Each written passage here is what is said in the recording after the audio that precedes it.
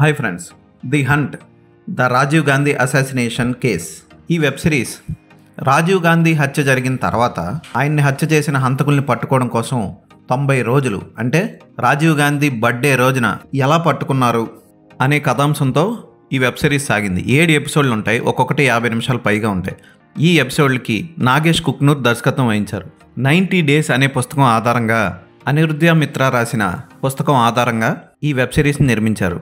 Special investigation team ఈ మారణకాండను రచించిన శివరసాన్ని పట్టుకోవడం కోసం ఏ ఊర్లు తిరిగారు, ఎలా పట్టుకున్నారు, ఎంతమందిని ఎలా టార్చర్ చేశారు, ఎలా నిజాలు రాబట్టారు అన్నది చక్కగా చూపిస్తారు.